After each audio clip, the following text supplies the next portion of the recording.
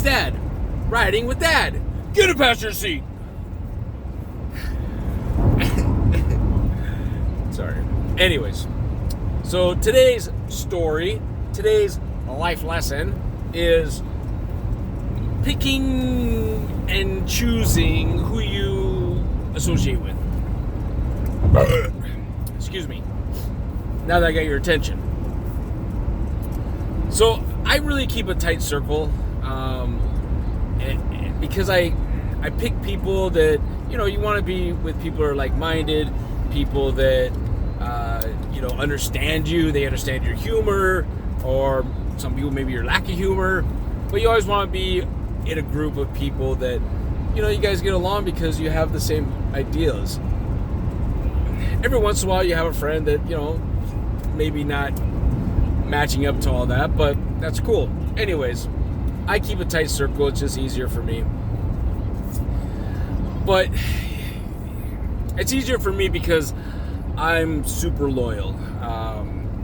If you ever show an indication that you got my back, then I got yours until you break that trust. And years ago, I got out of the military and I was kind of bouncing around. I ended up in Arizona and I was dating this girl for a while, and I ended up meeting her cousin.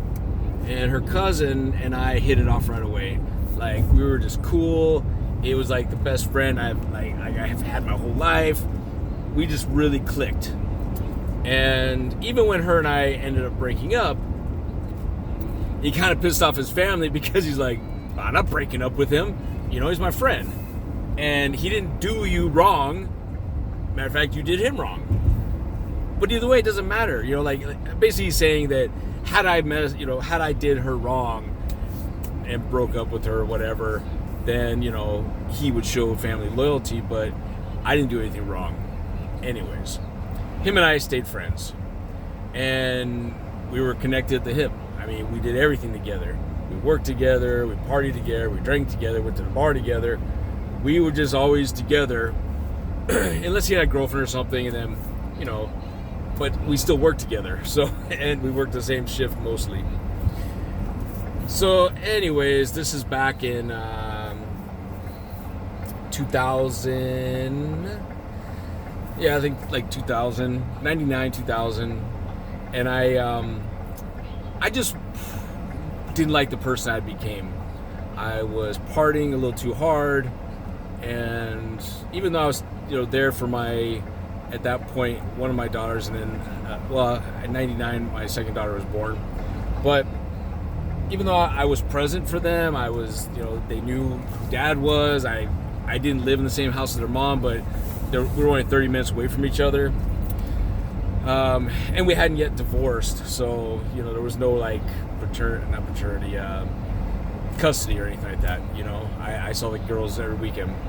And anyways, I just didn't like who I had become. And I need to get away from there. I need to get out of Arizona. And even my really close friend, we partied together, so I was like, I gotta go. I just need to make a clean break of everything. Anyways, to let you know a little bit more about my friend, he grew up poor like I did, but for him, it molded him to where he became a really good mechanic. He could just figure cars out. And I'm like, who taught you this? I know your dad wasn't around, just like my dad wasn't around. So who taught you this? He goes, well, I just learned myself. He goes, my mom's car broke down. We didn't have the money to fix it, so I fixed it. He goes, that's just how I learned, and then I just got better and better over time. And mind you, this was before YouTube. So he didn't have that. He had to go, library and get I forget the name of that book. But anyways, the book that has shows you all the mechanical stuff. So anyways, I think Haynes Guide was one of them. Anyhow, so he was really smart. I guess he was on a chess club. Though seeing him in person, he was a roughneck. We both worked in a steel mill. So you wouldn't expect him to be, I guess, if you judge the book by its cover, you wouldn't expect him to be as smart as he really was. This kid, he's a genius. He was a genius.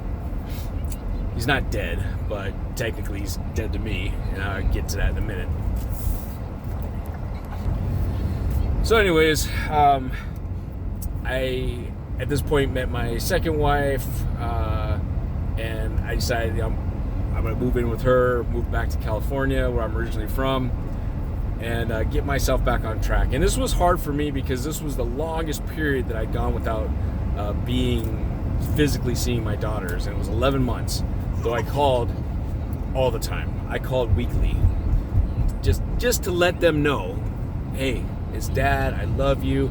I just trying to get myself back on track here, and as soon as I do, we're gonna hang out. You know what I mean? So I just needed to get my head straight again. Now years go by, and I'm like, man, I wonder whatever happened to my dude. And I started an internet search, right? Like, because we didn't have cell phones back then, so whatever number I may have had for him, no longer worked. I think I had his mom's number, but that number wasn't hers anymore. So yeah, there was like really no way to kind of find him except doing an internet search. Well, I found him, and he didn't make that break. He kept partying and somehow ended up, killing somebody in an attempted robbery, and then going on a police chase, and now he's serving life in prison. This was my best friend. This was my brother at the time. This was a guy that I would have taken a bullet for at that time. What is my point to the story? My point to the story is, thank God, I recognized that I was not going down a good path. Thank God I recognized that I need to get myself out of the area, and get myself straight. Because I don't believe in my heart that I would have been involved. But with all the partying and stuff we were doing, you make horrible decisions. And there's a good possibility I could have made a horrible decision. A horrible decision and been involved in all this nonsense. So whereas I have even had a second, third, fourth, fifth chance at life, I have 2 young children again. I'm living my life. I became a respiratory therapist. He's serving life in prison, and I'm a few years older than him, I think. And yeah, it was him for sure, because all that is like public records, and I saw his mugshot, everything. So there's no mistaking who it was. And it's sad because, he was so smart. He could have done anything he wanted to do.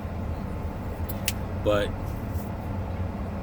instead, he threw away everything. And it saddens me. Anyways, this is the part of my channel where I